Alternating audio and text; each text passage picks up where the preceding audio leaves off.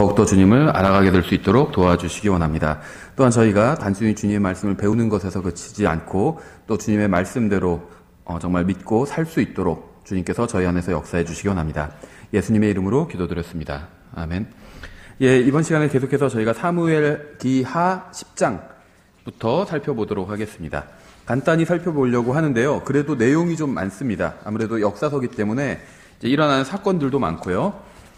예, 사무엘기하 10장에서 다윗은 암몬 족속의 왕 한온에게 이제 친절을 베풀려고 했죠. 그의 아버지 이제 선대에서 자기에게 친절을 베풀었기 때문에 이제 그의 아들이 왕이 되었다는 소식을 듣고 친절을 베풀려고 했지만 이 한온이 다윗의 사자들을 모욕하게 되었죠. 그리고 전쟁을 선포했습니다. 그래서 이제 할 수 없이 다윗도 이제 이 암몬 족속과 전쟁을 하게 됩니다. 그래서 다윗의 군대는 이제 요압의 지휘 아래 암몬 자손들을 공격했고 그 결과 암몬 자손도 패배했고 또 암몬 자손이 시리아 군대를 용병으로 또 사오게 되죠. 그래서 시리아 군대까지도 암몬 군대와 함께 패배하게 됩니다. 그래서 이 사무엘기하 10장이 이제 다윗의 권력 또 이스라엘의 어떤 그 국력이 정점에 달했을 때라고 보실 수 있습니다. 물론 이제 다윗 이후에 또 솔로몬 때 한 번 더 이스라엘이 정점에 달하게 되는데 일단은 다윗의 인생에서는 이제 이 시기가 어떤 권력과 이스라엘 국력의 정점이라고 보시면 돼요. 예, 11장에선 다윗이 지붕 위를 거닐다가 이제 밧세바를 발견하고 그녀와 더불어 죄를 짓는 장면이 나옵니다. 그래서 성경에 등장하는 영웅들의 죄를 성경이 폭로하고 있다는 것은 성경이 하나님의 말씀이라는 사실을 입증하고 있는 하나의 증거라고 볼 수가 있겠죠. 그래서 성경은 물론 사무엘기하는 다윗이 기록하지는 않았습니다. 다른 사람이 기록했죠. 근데 성경은 성경에 나오는 훌륭한 위인들의 삶에 나오는 그런 죄도, 위인들이 저지른 죄도 그대로 폭로하고 있다는 겁니다. 일반적인 위인 전기에선 그렇지 않거든요. 정말 다 전기를 보면 사람이 기록한 그런 위인 전기를 보면 그 위인에 대해서는 정말 좋은 이야기만 쓰고 있어요. 그렇죠. 그래서 뭐 세종대왕, 이순신 장군 어렸을 때 읽은 그런 전기를 봐도 좋은 얘기만 있지 나쁜 얘기는 없어요. 심지어는 나폴레옹 전기를 봐도 좋은 얘기만 있거든요. 근데 실제로 나폴레옹이 좋은 일만 했던 건 아니잖아요. 안 좋은 일도 많이 했거든요. 좋은 일만 있다는 거예요. 근데 성경은 성경에 나오는 정말 다윗이라고 하면 이스라엘에선 아브라함과 다윗 두 사람 꼽는다면 바로 들어갈 수 있을 정도로 가장 훌륭한 사람에 속합니다. 그러니까 아브라함은 이스라엘의 시조이기 때문에 당연히 훌륭한 사람으로 이스라엘은 인정할 수밖에 없고 아브라함을 제외하고는 가장 훌륭한 사람으로 꼽는 조상이 바로 다윗이에요. 그런데 성경은 다윗의 죄를 그냥 적나라하게 다 폭로하고 있죠. 성경은 단 한 번도 죄를 정당화한 적이 없어요. 아무리 성경에서 훌륭한 사람이 지은 죄라 할지라도 다윗은 하나님의 마음에 맞는 사람이었잖아요. 근데 이런 사람이 지은 죄도 그대로 다 폭로하고 있고 죄를 절대 정당화하지 않았다는 거예요. 다윗이 할 수 없이 그날 어떻게 돼서 이렇게 되었다 이렇게 이야기하고 있지 않다는 겁니다. 근데 어떤 사람들은요 나름대로 성경을 보면 다윗은 정말 훌륭한 사람이잖아요. 그래서 나름대로 하나님을 돕기 위해서 성경을 변개시키는 사람들이 있어요. 마치 밧세바가 다윗을 어떻게 유혹해서 다윗이 할 수 없이 유혹에 넘어가가지고 이렇게 뭐 밧세바와 동침하게 된 것처럼. 근데 성경은 그런 말씀이 없거든요. 잘못한 건 밧세바도 잘못했지만 다윗도 둘 다 잘못한 거예요. 다윗이 무슨 할 수 없이 어떻게 된 것이 절대 아니라는 겁니다. 그렇죠. 의도적으로 죄를 지은 거예요. 근데 이제 성경은 죄에 대해서 묘사할 때 사람이 악한 생각이나 음란한 생각을 하도록 유도하지는 않는다는 겁니다. 성경은 단순하고 간결하게 묘사하지만 항상 모든 독자는 무슨 일이 일어났는지 정확하게 이해할 수가 있어요. 그래서 다윗이 여기서 지금 간음을 했잖아요. 그렇죠. 근데 간음을 했다는 사실은 폭로하고 있지만 어떤 행위를 했는지는 자세하게 묘사하고 있지는 않다는 거죠. 그래서 성경은 음행에 대해서 말씀하고 있고 음행이 일어나는 장면을 묘사하고 있지만 그것을 읽는 독자가 죄에 빠지지는 않게 하고 있다는 겁니다. 오히려 성경은 음행에 대해서 자세히 묘사하고 있지만 독자는 그 장면을 읽고 나도 음행을 하고 싶다 이런 마음이 드는 것이 아니라 나는 음행을 하고 싶지 않다 이런 마음이 들게 성경은 말씀하고 있다는 거예요. 그래서 핵심적으로 다윗이 무슨 짓을 했는지 설명하고 있지만 아주 간결하게 묘사하고 있고 아주 간결한 단어지만 독자는 그 단어를 읽으면 무슨 죄를 짓는지 충분히 알 수 있도록 성경은 그렇게 설명하고 있다는 겁니다. 어쨌든 간에 다윗은 죄를 지었습니다. 다윗은 원래 전쟁에 나가야만 했습니다. 11장 1절에 보면 알 수 있죠. 그 해가 지나고 왕들이 싸우러 나갈 때가 되매 다윗이 요압과 자기 신하들과 온 이스라엘을 보내니 그들이 암몬 자손을 멸하고 라빠를 에워쌌더라. 그러니까 왕들이 싸우러 나갈 때가 있었어요. 근데 다윗은 왕이지만 싸우러 나가지 않았다는 거죠. 게으름을 피웠습니다. 2절, 저녁 때에 다윗이 자기 침상에서 일어나 저녁 때에 침상에서 일어났대요. 얼마나 게으르면 저녁에 일어났겠어요. 아침에 점심 때 일어난 것도 아니고 저녁에 일어난 거예요. 그렇죠. 그러니까 게으름을 피웠다는 걸 알 수 있어요. 저녁 때에 다윗이 자기 침상에서 일어나 왕의 지붕 위에서 거닐다가 한 여인이 목욕하는 것을 지붕에서 보았는데 그 여인이 보기에 매우 아름다움으로. 그래서 결국 육신의 정욕에 사로잡히게 됩니다. 요한일서 2장 15절 16절 말씀하신 그대로죠. 세상이나 세상에 있는 것들을 사랑하지 말라.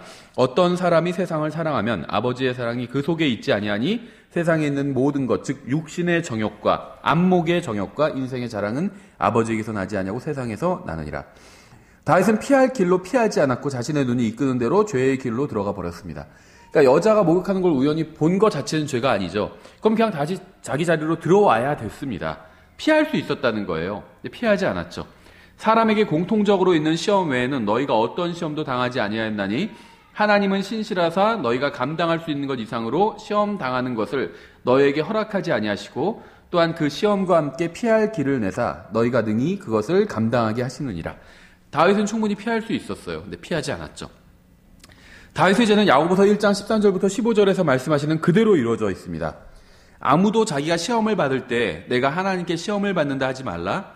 다윗이 여기서 지금 시험을 받았죠. 그리고 시험에 패배했는데요. 하나님께로부터 시험을 받은 게 아니었어요. 그렇죠? 하나님께서는 악으로 시험을 받지도 아니하시고 친히 아무도 시험하지 아니하시느니라. 오직 모든 사람이 자기 자신의 욕심에 이끌려 유혹을 받을 때 시험을 받나니. 정확하죠. 자기 자신의 욕심에 이끌려 유혹을 받았어요. 다윗이. 그런즉 욕심이 잉태하면 죄를 낳고 죄가 완료하면 사망을 낳느니라. 물론 이 죄로 인해서 다윗이 죽지는 않았지만 이 죄 때문에 여러 사람이 죽게 됐죠. 일단 우리아가 죽게 됐죠. 근데 그뿐만 아니라 자기 아들들도 결국 음행으로 죽게 됐어요. 음행으로 인해서 압살롬 죽었죠. 암놈 죽었죠. 여러 사람이 죽게 됐습니다. 그래서 욕심이 잉태하면 죄를 낳았고 죄가 완료되면 결국 사망이라는 결과가 일어났어요. 자기 자신의 사망뿐만이 아니라 그 일로 인해서 다른 사람들도 죽게 되었다는 거죠. 그래서 다윗은 이 문제에 관해서 하나님으로부터 명백한 명령을 받았습니다. 다윗은 하나님의 말씀을 알고 있었죠. 출애굽기 20장 14절에 너는 간음하지 말라 이렇게 말씀하고 있어요. 시편의 절반 이상은 다윗이 기록을 했거든요. 그래서 다윗은 하나님의 말씀이 무엇인지 알고 있었습니다. 뭐 예를 들면 시편에서 내가 주의 율법을 어떻게 하였사오니 뭐 이런 얘기들이 나오잖아요. 그러니까 다윗은 이 율법을 알고 있었어요. 간음하지 말라는 하나님의 말씀을 알고 있었습니다. 또 성경은 뭐라고 말씀하고 있냐면요. 이 밧세바가 누구의 아내이고 누구의 딸인지에 관해서도 이야기를 하고 있어요. 그러니까 다윗은 다 들어서 알고 있어요. 그 여자가 누군지. 11장 3절에 다윗이 사람을 보내어 그 여인에 관해 물어보게 하였더니 한 사람이 이르되 이 여인은 엘리암의 딸이요 헷 족속 우리아의 아내인 밧세바가 아니니까 아니라 자세히 알려줬습니다. 누구 딸이고 누구 아내이고 그런데도 간음을 한 거죠. 그래서 하나의 죄가 다른 죄로 인도하고 그 죄는 또 다른 죄로 인도했습니다. 다윗은 속임수를 썼고 아첨을 했고 그러니까는 이제 우리아에 대해서 속임수를 썼고 우리아에게 아첨하는 장면도 나와요. 또 다른 사람이 술을 마시게 했고 우리아가 술을 마시게 했죠. 또 살인을 모의했어요. 우리아를 죽이려고. 또 자신의 죄를 나중엔 정당화하기까지 했습니다. 성경에 의하면 술은 종종 살인으로 연결되는 죄의 도구라는 걸 알 수 있어요. 이건 뭐 성경 곳곳에서 나오죠. 죄에 죄가 더해지면 마음이 완악해지는 것이 확실합니다. 다윗은 자신의 죄를 감추기 위해서 가장 충직한 부하를 살해했습니다. 하지만 결국 잠언 28장 13절에서 말씀하시는 것처럼 그는 형통하지 못했죠. 자기 죄들을 숨기는 자는 형통하지 못하려니와 누구든지 그것들을 자백하고 버리는 자는 긍휼을 얻으리라 이렇게 말씀하고 있죠. 우리아는 다윗의 신실한 부하 중 한 사람이었습니다. 그는 아이도벨의 아들인 엘리암의 딸과 결혼했어요. 이러한 관계는 밧세바의 할아버지인 아이도벨에게 불명예스러운 일이었겠죠. 그래서 세상은 다윗과 밧세바의 끔찍한 죄로 인해서 하나님과 그분의 말씀을 모독을 하게 되죠. 우리아는 최전선에서 전사했는데 이 자리는 다윗이 있어야 했던 자리였습니다. 또한 이 일 후에 다윗은 남은 생애를 군권을 장악한 요압의 권력 아래 이제 들어가게 되었다는 점도 우리가 주목해서 볼만해요. 이 요압과 다윗의 관계를 보면 참 묘한 관계들이 나와요. 요압은 분명히 군대 총사령관이고 이제 다윗은 왕이죠. 다윗이 훨씬 위에 더 상관인데도 불구하고 요압이 다윗의 명령을 따르지 않는 장면들이 곳곳에 나옵니다. 그런데 언제부터 그게 시작되냐면 바로 이 일, 우리아를 죽이는 일로부터 그 일이 시작돼요. 왜냐하면 다윗은 이 상관으로서의, 그러니까 왕으로서의 간증을 잃은 거예요. 이 충성심이라는 거는 이 사람이 정말 훌륭한 사람이다라고 생각이 되었을 때 더 충성심이 나올 수 있거든요. 그런데 요압은 다윗의 부정한 면을 봤어요. 뻔히 알면서도 잘못된 걸 시켰잖아요. 그것도 굉장히 잔인한 방법으로 시켰어요. 치졸하고 잔인한 방법으로. 우리아를 죽이라는 편지를 써가지고 그걸 봉인해서 우리아 편에 보내게 되죠. 우리아는 그걸 열어볼 사람이 아니거든요. 그 편지를 그대로 가지고 요압에게 건네줬어요. 자기를 죽이라는 내용이 담긴 그 편지를 요압에게 건네준 거죠. 예. 그래서 요압은 다윗이 이런 치졸한 일을 한 것을 정확히 요압도 같이 여기에 가담을 한 거죠. 다윗의 명을 받고. 그래서 이 이후에 요압은 다윗에 대한 존경심을 잃게 됩니다. 그래서 물론 어느 정도 충성심은 있었지만 다윗의 명령을 있는 그대로 다 따르지는 않는다는 거예요. 특히 다윗의 어떤 자녀들 문제에 있어서는 더욱 그렇다는 거예요. 우리가 이 문제는 이제 뒤에서 좀 더 압살롬 이야기가 나올 때 살펴보도록 하겠습니다. 예, 그래서 요압은 다윗을 위해서 하지 말아야 할 더러운 일을 했고 이것을 약점 삼아서 다윗을 나중에 이제 통제하려고 합니다. 그래서 나중에 물론 이 일 외에도 요압이 여러 가지 일들을 했는데 다윗의 명령을 지키지 않은 여러 가지 일들이 있어요. 아브넬을 죽이고 아마사를 죽이고 다윗이 죽이지 말라고 했는데 다 죽여버렸죠. 자기의 또 경쟁자였기 때문에. 그래서 다윗이 나중에 유언으로 요압을 죽이라는 유언을 남기고 떠나게 되죠. 예, 그래서 요압도 다윗에 대한 신뢰를 잃었고 다윗도 요압에 대한 신뢰를 서로 잃게 돼요. 왜냐하면 함께 죄를 지었잖아요. 둘이 왕과 총사령관이 모의해서 가장 충직한 신하를 죽여버린 거거든요. 그래서 둘이 서로의 신뢰를 잃게 된 거예요. 다윗은 사무엘기하 3장 29절에서 담대하게 말하지만 우리아를 살해한 후에는 요압의 영향력을 무시할 수 없게 됩니다. 그래서 우리아를 살해하기 전에는 다윗이 굉장히 담대하게 이야기를 하고 자기의 믿음을 지키는 장면들이 나오는데 우리아를 살해하고 나서는 사람이 약간 변하기 시작한다는 거예요. 이 담대함이 사라지게 됩니다. 그리고 사람들의 어떤 눈치를 보게 되고 이제 이상한 장면들이 나오게 된다는 거예요. 그래서 요압은 이러한 점을 이용해서 다윗에게 많은 영향력을 행사하게 됩니다. 열왕기상 2장 5절부터 6절 이렇게 되어 있죠. 또한 수르야의 아들 요압이 내게 행한 일과 이스라엘 군대의 두 대장 곧 넬의 아들 아브넬과 예델의 아들 아마사에게 행한 일을 너도 알거니와 그가 그들을 죽여서 평화로운 때에 전쟁의 피를 흘리고 그 전쟁의 피를 자기 허리에 띤 띠와 자기 발에 신은 신에 묻혔으니 그러므로 내 지혜대로 행하여 그의 흰 머리가 평안히 무덤에 내려가지 못하게 하라.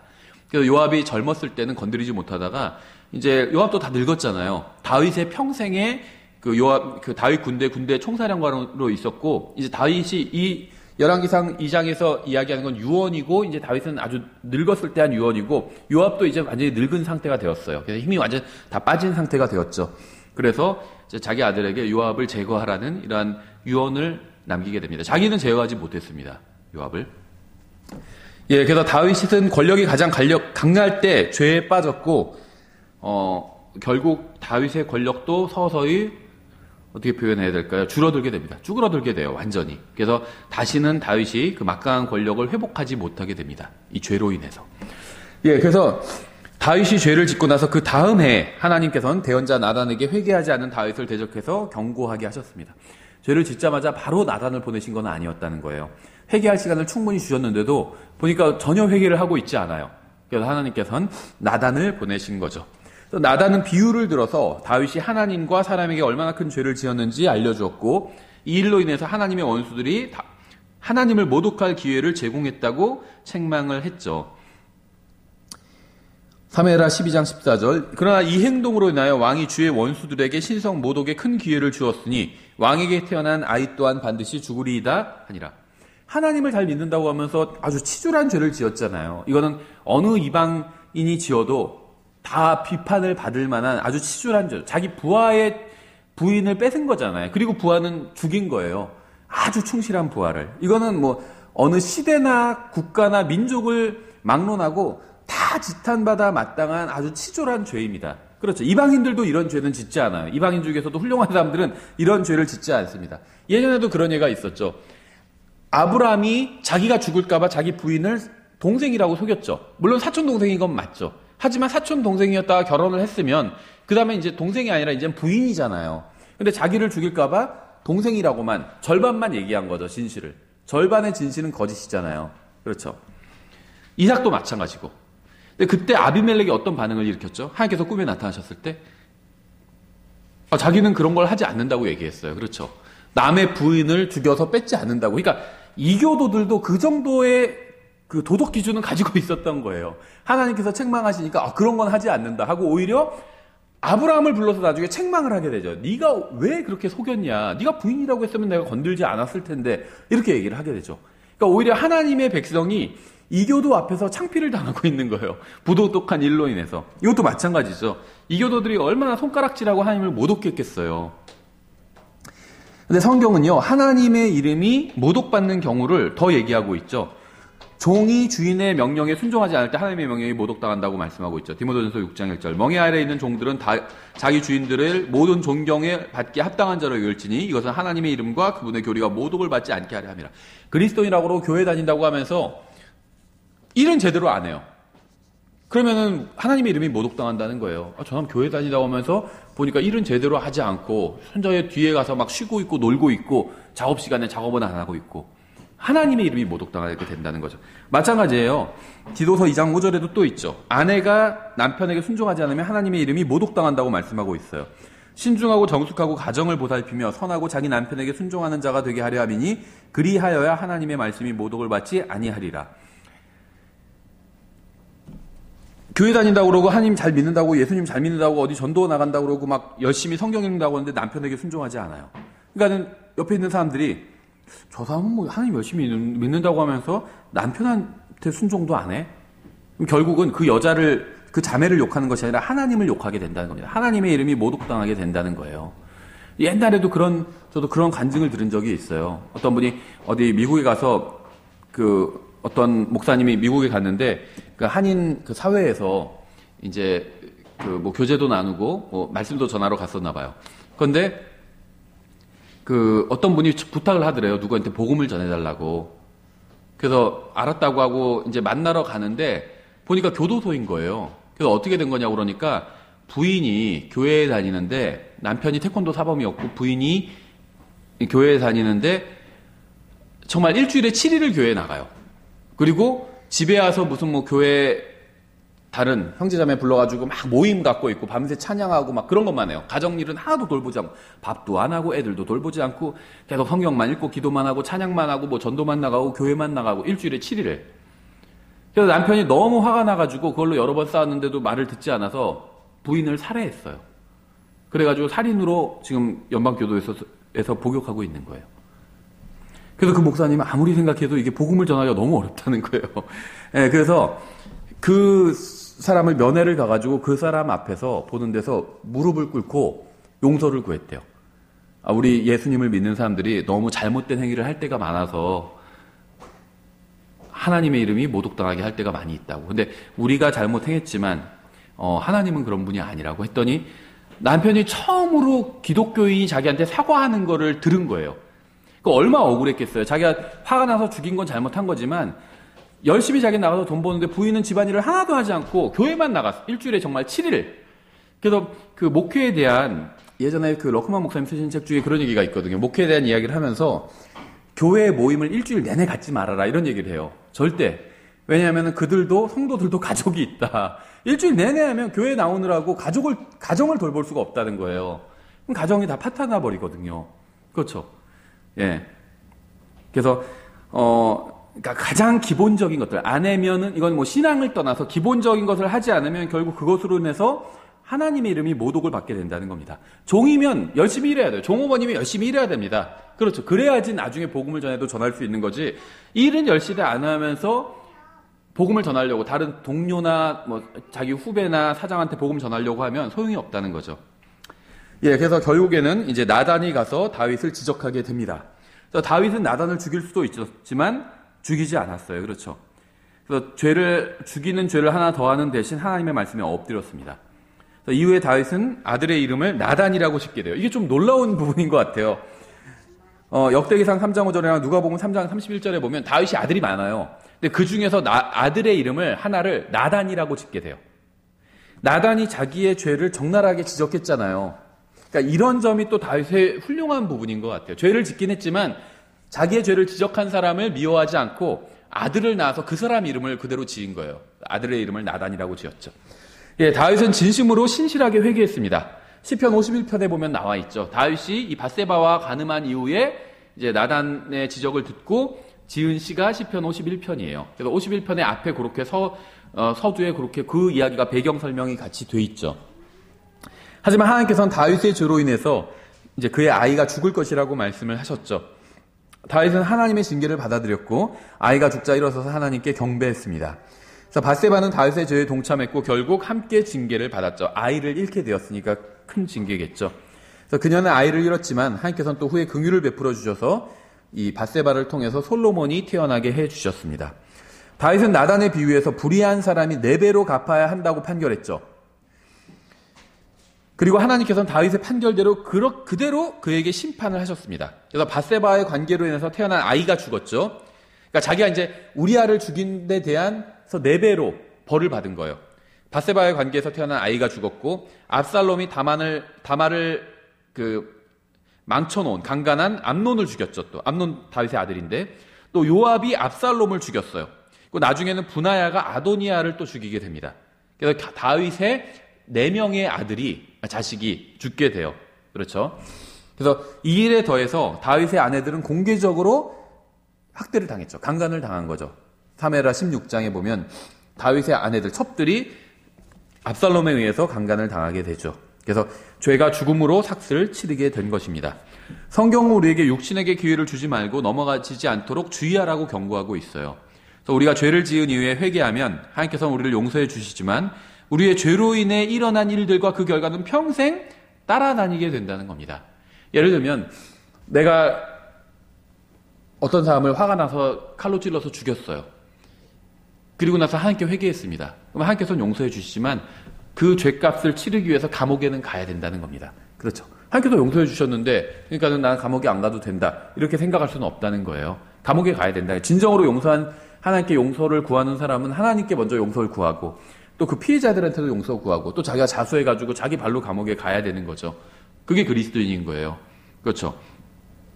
죄를 다 지을 건 지어놓고는 하나님께 피할 길을 달라고 하는 거는 하나님의 방법이 아니라고 말씀드렸죠. 갈라디아서 1장 7절에 속지 말라 하나님은 조롱당하지 아니하시나니 사람이 무엇을 심든지 또한 그것을 거두리라. 예, 이 세상에서는 이 법칙이 그대로 적용이 됩니다. 구원은 공짜로 받지만 죄를 지으면 이 세상에서 감옥에 가야 된다는 거예요. 그렇죠?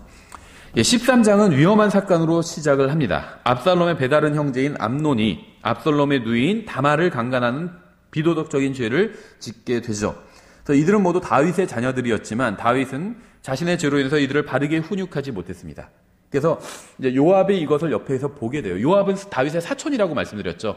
그래서 아주 요압은 다윗과 가까운 사이였고 이 다윗이 어떻게 자녀들을 양육하는지를 다 알고 있었습니다. 그래서 다윗이 자기가 어떤 간음을 했잖아요. 성적인 죄를 지었잖아요. 그것도 다 이제 공개적으로 다 이스라엘에게 폭로가 됐잖아요. 그러니까 다윗의 아들들도 자기 아버지가 그런 죄를 지었다는 걸 다 알고 있었거든요.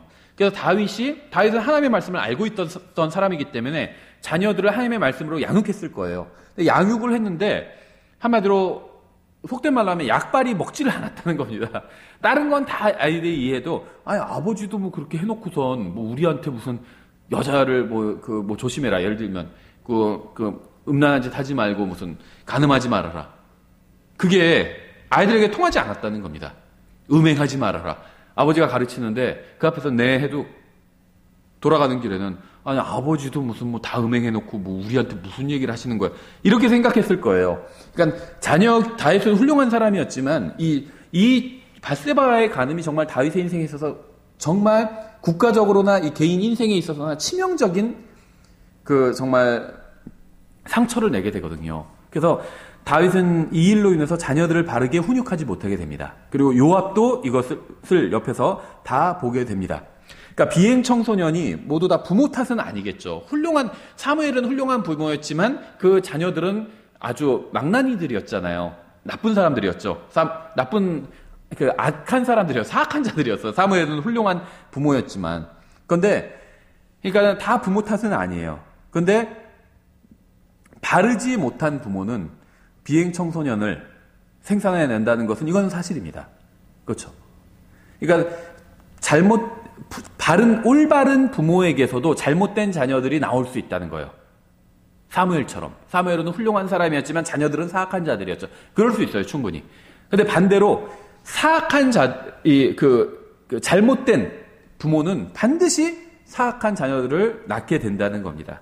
다윗을 통해서 우리가 이 교훈을 배울 수 있겠죠. 왜냐하면 자녀 훈계에 있어서는 본을 보이지 못하면 훈계는 전혀 힘이 실리지 않기 때문이에요. 그렇죠. 아이들한테 질서 잘 지켜야 돼 해놓고는 자기는 쎄치기 다 하고 너희는 나중에 이거 파란 불일 때 건너야 돼 해놓고 자기는 딱 차 안 오니까 빨간 불일 때 건너면 그렇게 될 수가 없죠. 아이가 있는 데선 최소한 조심해야지. 아이가 있는 데서도 조심하지 않는다면 아이가 그대로 내 말이 아니라 내 행위를 보고 배우게 된다는 거죠. 압살롬은 암논에게 복수하기 위해서 2년을 기다렸습니다. 그러니까 이 복수라는 게 정말 대단하죠. 2년을 참고 기다렸어요. 결국 왕의 아들들을 위한 잔치에서 이제 왕가의 잔치가 열렸을 때 압살롬은 종들에게 암논을 죽이라는 계획을 세우고 실행을 했죠. 그래서 암논을 살해한 후에 압살롬은 도망쳤습니다. 암논의 살해는 복수뿐 아니라 왕위 계승을 위한 모략이기도 했어요. 그래서 가만히 보니까 암논이 사실 경쟁자였거든요. 그래서 이거 죽여버려야겠다 이렇게 생각을 합니다. 게다가 그런데 결국에는 자기의 여동생까지 또 강간을 해버렸잖아요. 그래서 이 암논은 확실히 내가 제거를 해야겠다. 압살롬은 이제 이런 계획을 세웠고 실행을 했습니다. 압살롬은 전형적인 적그리스도의 모형이에요. 첫 번째는 그는 자기 형제를 미워했죠. 자기 형 암논이 자기 누이 다말을 강제로 욕보였으므로 압살롬이 암논을 미워하며 좋다 나쁘다 그에게 말하지 아니하니라. 자기 누이를 강제로 강간을 했으면은 뭐라고 비평을 해야 되는데 아무 얘기도 안 한 거예요. 그러니까 속으로 죽이려고 계획을 세웠던 거죠. 또 압살롬은 살인자였어요. 압살롬의 종들이 압살롬이 명령한 대로 암논에게 행하며 그때 왕의 모든 아들이 일어나서 각각 자기 노새를 타고 도망하니라. 죽인 거죠. 압살롬은 아름다운 외모를 가졌습니다.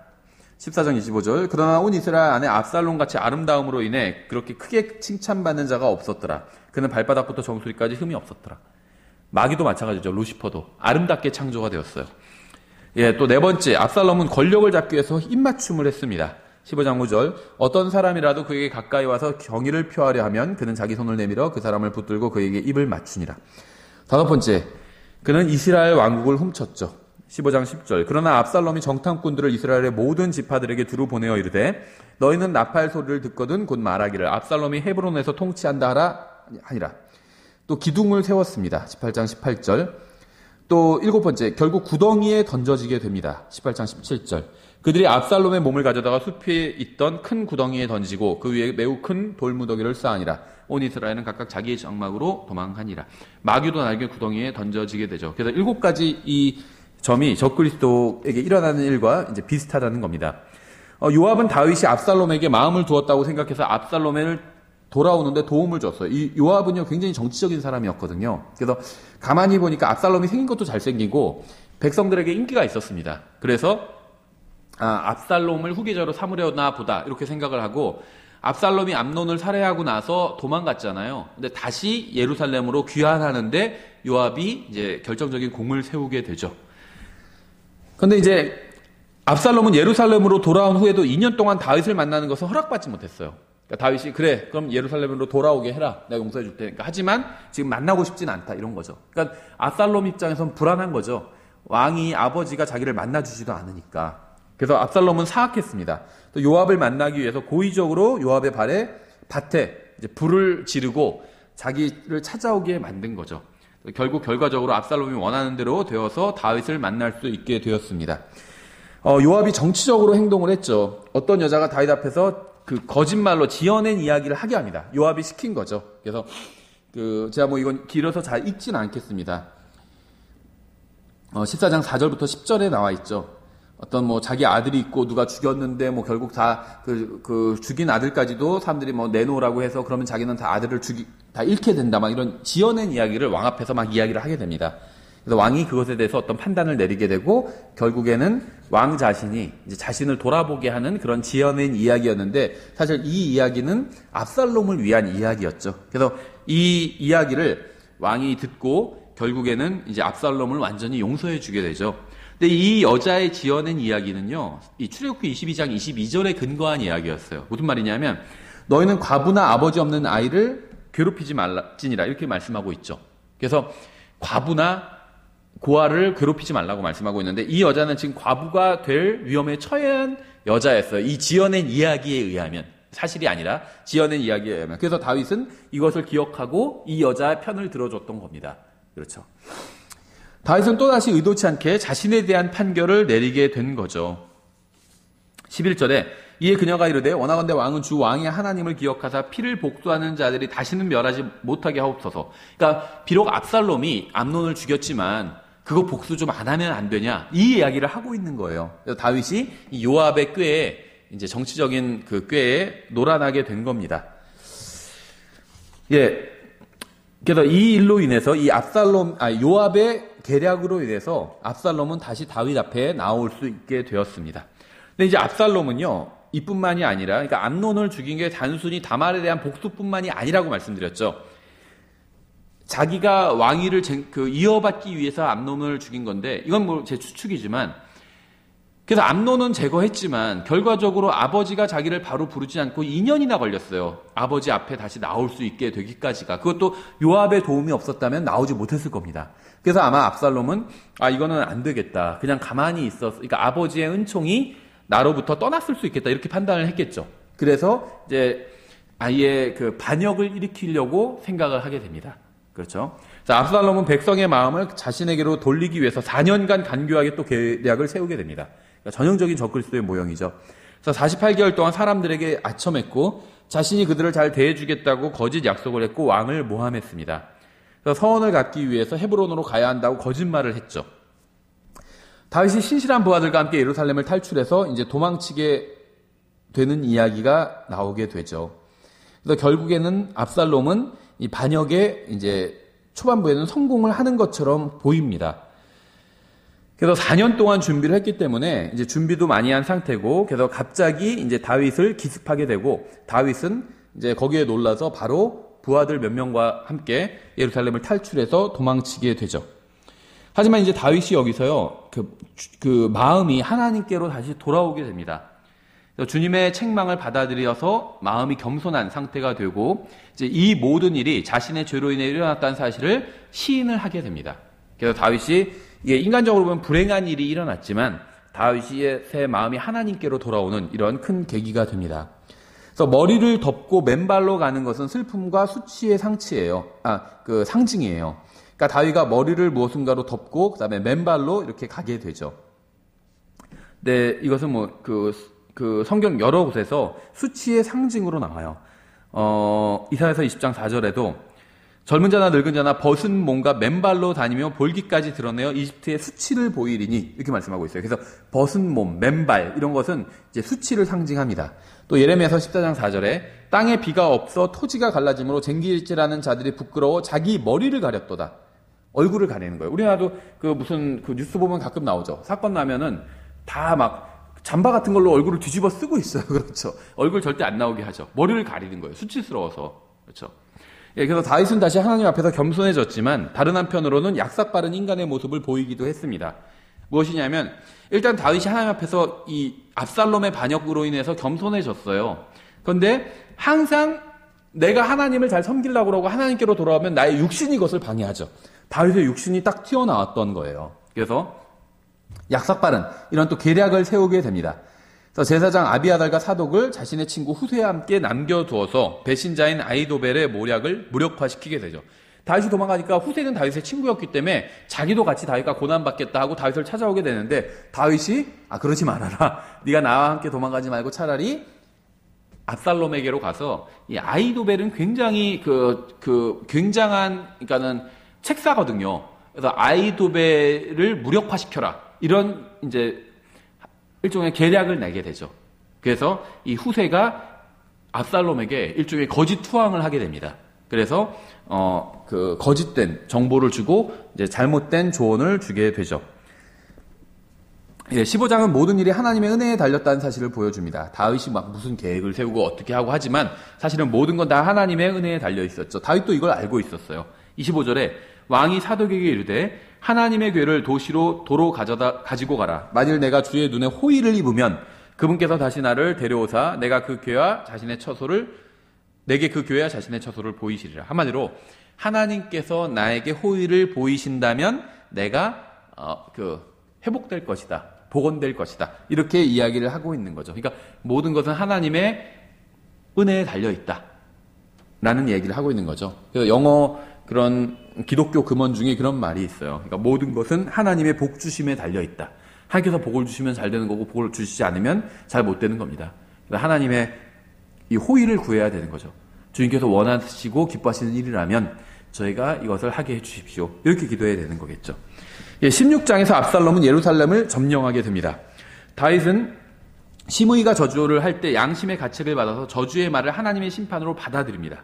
16장 10절 또 다윗이 아비새와 자기의 모든 신하들에게 이르되 보라 내 배 속에서 난 내 아들이 내 생명을 찾거늘 이제 이 베냐민 족속은 얼마나 더 그리하랴.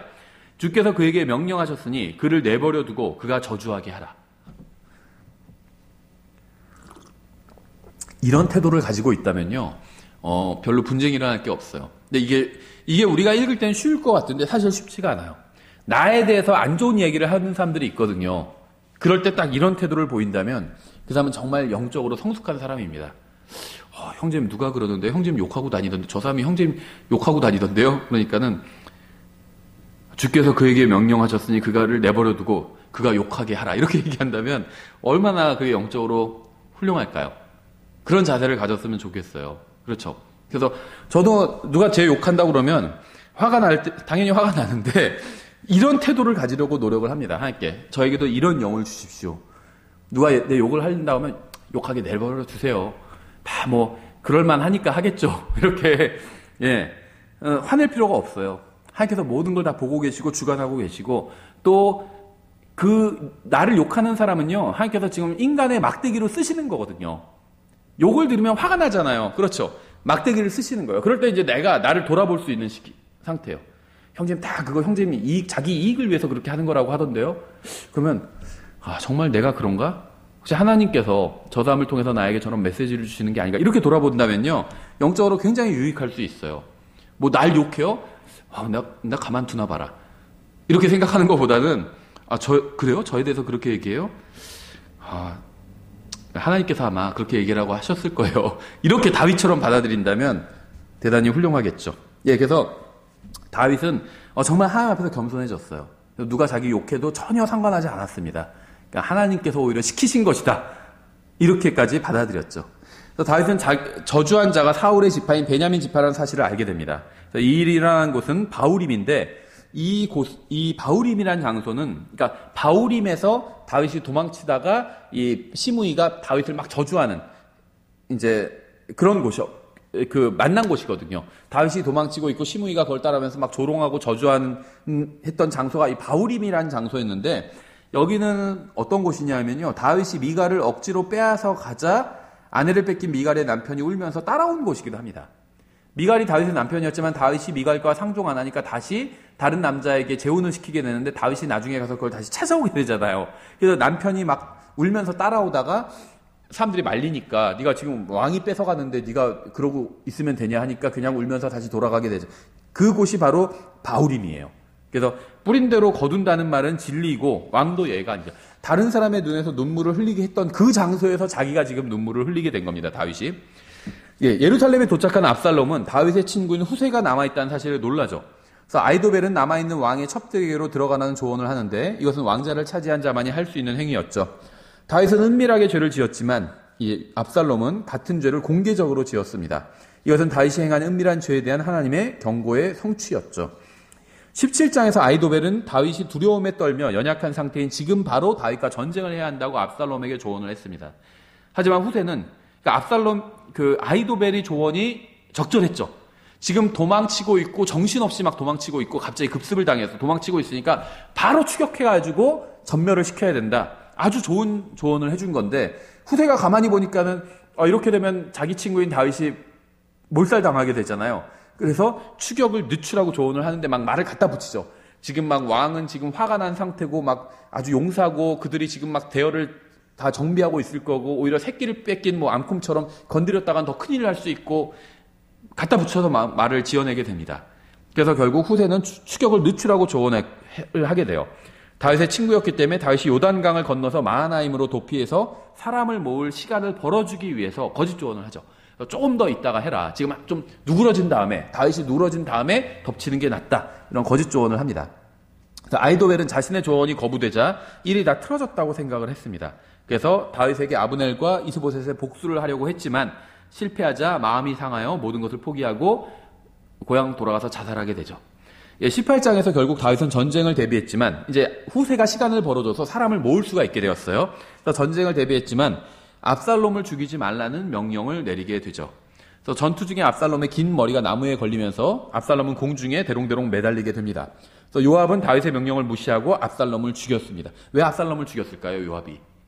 요압은 딱 보니까 정치적으로 굉장히 머리가 잘 돌아가는 사람이었고 이 압살롬이 왕국의 문제의 중심이라고 생각했어요. 문제아라고 생각했습니다. 그래서 압살롬을 그대로 두면은 이건 또다시 문제를 분명히 일으키겠다 이렇게 생각을 했어요. 그래서 죽여야 되는데 이 다윗이 죽이지 말라고 그랬잖아요. 근데 앞서 우리가 언급한 것처럼 다윗이 자식 교육을 제대로 못 시켰다고 생각했어요. 이 요압은 옆에서 보니까. 그래서 압살롬을 살려놔 봤자 압살롬을 제대로 앞으로도 교육하지 못할 것이다, 다윗은. 이렇게 생각을 했습니다, 요압은. 그래서 어차피 압살롬은 빗나간 사람이에요. 반역을 한번 일으켰기 때문에. 근데 다윗은 자기 아들이니까 죽이지 말라고 그랬죠. 근데 요압이 보기에는 죽이지 않고 살려놔 봐야 다윗이 압살롬을 바로 잡을 수 없다고 생각한 거예요. 왜냐하면 이미 우리아를 죽이는 죄를 지으면서 아들들한테 모든 남녀 관계에 대한 성적인 부분에 대한 신뢰를 잃었기 때문에 아들인 압살롬을 바로잡지 못할 것이다 이렇게 판단을 했습니다. 그래서 문제의 화근을 내가 없애버려야겠다 해서 압살롬을 죽여버린 거죠, 요압이. 근데 요압은 이렇게 왕의 명령을 어겼는데도 다윗이 요압을 제지하지를 못하죠. 그러니까 아까 말씀드린 것처럼 다윗이 우리아를 죽이는 비열한 죄를 요압에게 명령하는 순간 다윗의 모든 권위가 요압에겐 떨어진 겁니다. 그렇죠? 그리고 이제 요압 자체도 다윗의 사촌 동생이기도 했고, 그러니까는 친인척 관계였기 때문에 어떻게 하질 못했어요. 그래서 요압은 다윗이 자식을 제대로 훈육하지 못하는 것도 충분히 보아왔습니다. 요압은 우리아의 일로 인해서 다윗이 압살롬을 징계하지 못한다는 사실을 알고 있었어요. 그래서 세 개의 창이 압살롬의 몸에 꽂히면서 반란은 끝나게 됩니다. 다윗은 압살롬의 죽음을 애도했습니다. 이때가 다윗의 생애 중 최악의 시기였죠. 우리는 압살롬 사건을 통해서 자녀 양육에 대한 교훈을 배울 수 있습니다. 단순하게 아이들을 훈육하는 것으로는 충분하지 않아요. 아이들에게 하나님의 말씀을 가르쳐야 돼요. 이게 굉장히 중요합니다. 대부분 그리스도인들이 가르치지 않거든요. 영어, 수학 이런 건 가르쳐도 막 과외하고 한 달에 100만 원, 200만 원 들여서도 가르치죠. 하나님의 말씀은 가르치지 않아요. 그렇죠. 하나님의 말씀을 아이들에게 가르치는 건 훌륭한 일이에요. 해야 되는 일이고 부모가. 그런데 그것만으로는 충분하지 않다는 거예요. 아이들을 위해서 자신을 훈육해야 돼요, 먼저. 자신을 하나님의 말씀으로 먼저 훈육하고 자신이 먼저 하나님의 말씀에 순종하고 그 다음에 아이들한테 너희도 하나님의 말씀에 순종해라. 이렇게 가르쳐야지 된다는 겁니다. 우리는 아이들에게 가르치려 하는 것을 반드시 먼저 실행해야 된다는 거예요. 그래야지 아이들이 제대로 배울 수 있다는 겁니다. 그렇죠? 다윗과 예수 그리스도의 생애를 비교해 볼 필요가 있어요. 먼저 공통점을 보면요. 둘 다 올리브산에 올라간 적이 있습니다.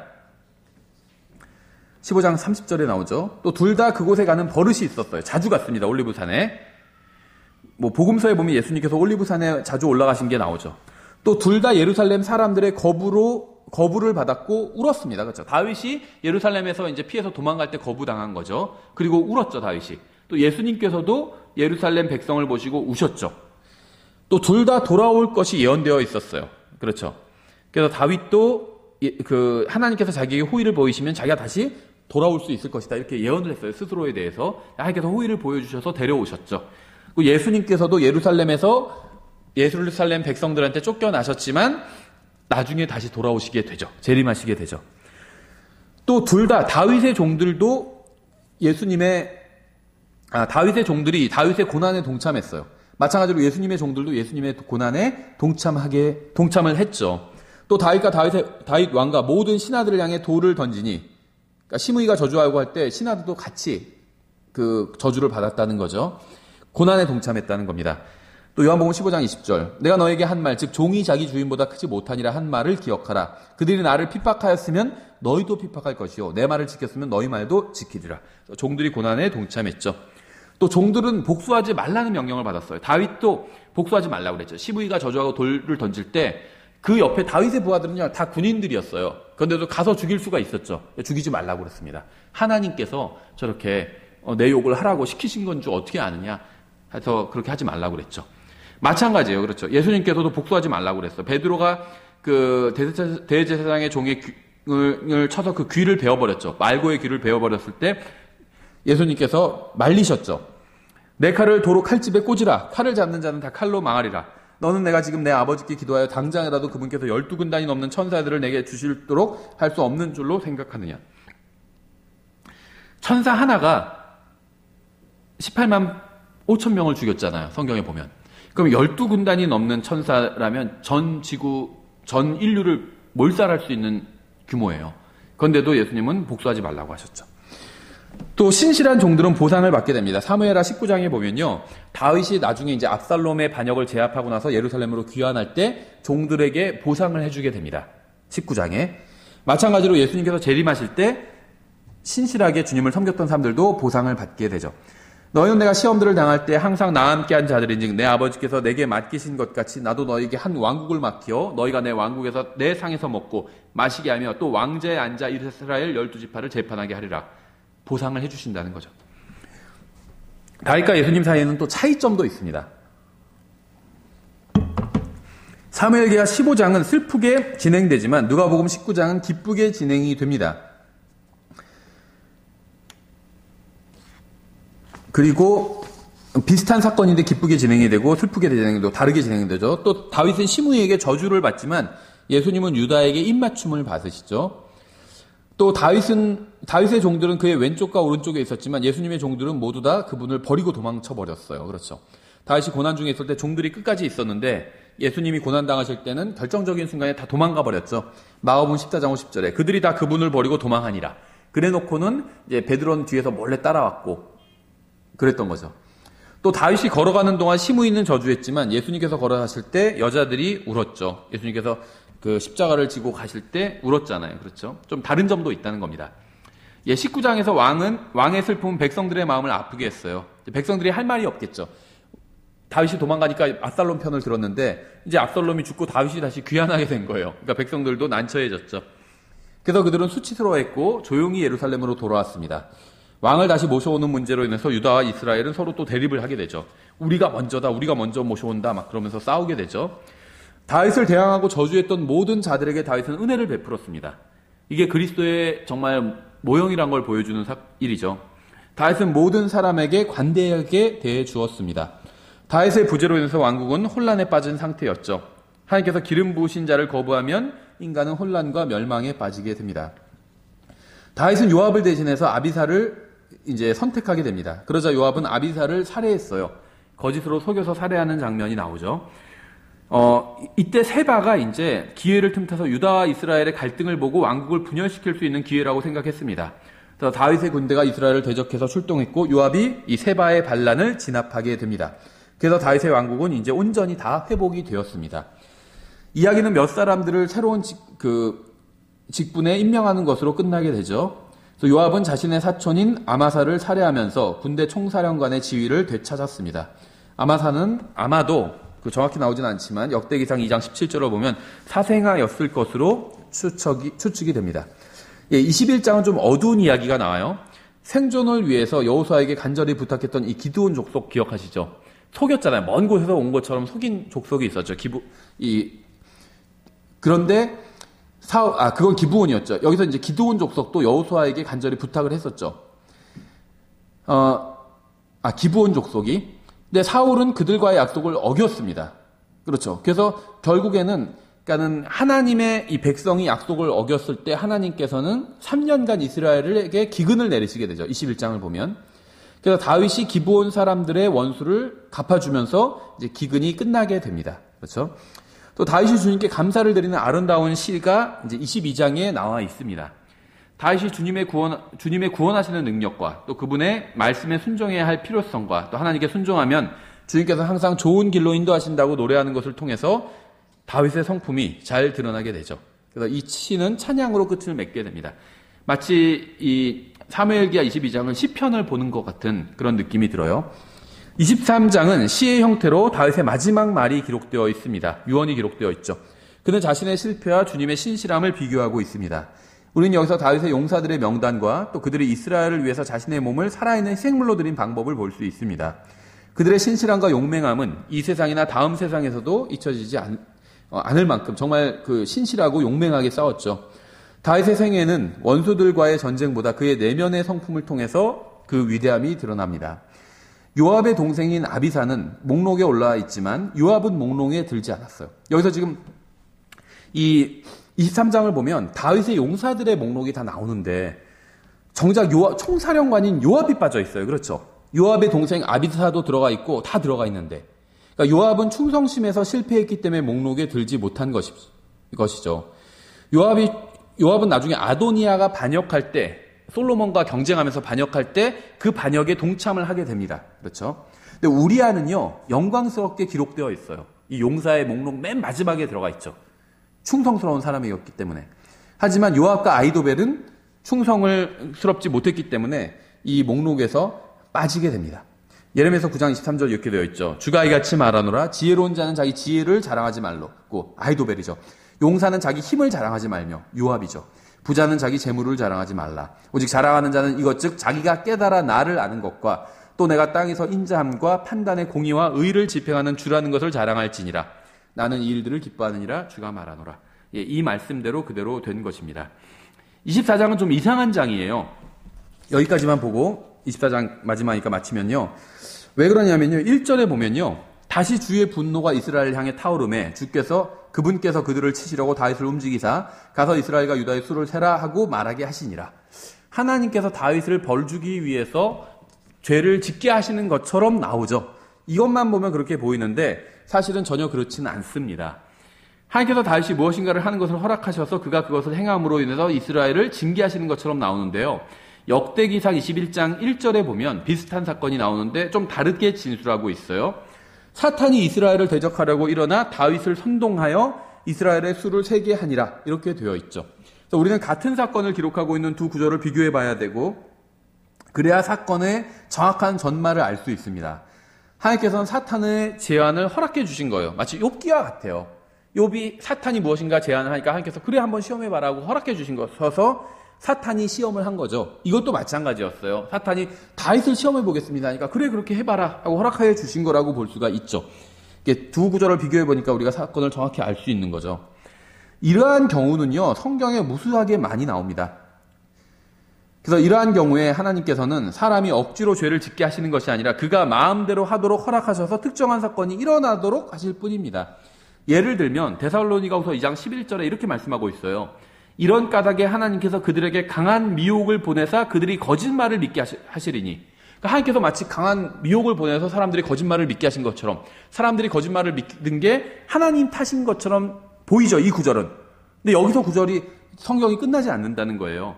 모든 일의 책임이 하나님께 있는 것처럼 보이지만 성경은 다르게 다음 구절에서 계속 이어서 증언하고 있어요. 이렇게 말씀하고 있어요. 12절에.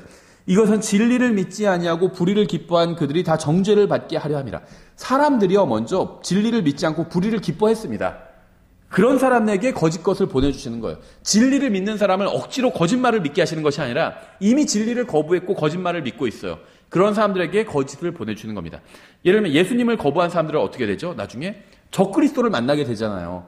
예수님을 믿는 사람들을 억지로 적그리스도 만나게 하시는 것이 아니라는 거예요. 그렇죠?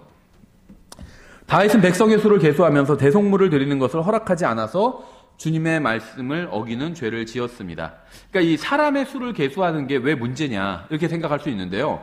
하나님께서는 사람의 수를 계수할 때, 백성의 수를 계수할 때는 대속물을 드려야 된다고 말씀하고 있어요. 한 사람 계수할 때 예물을 하나 드리고 이렇게 말씀을 하셨거든요. 그게 인구 조사하는 방법이에요. 근데 다윗이 인구 조사를 해서 하나님께서, 우리가 생각할 때 인구 조사를 했는데 하나님께서 왜 화가 나셨지 이렇게 생각할 수 있는데, 인구 조사한 것 자체는 문제가 아니었습니다. 근데 성경에서는요, 인구 조사를 할 때 어떻게 하라는 방법을 알려주셨는데 다윗이 그 방법을 어긴 겁니다.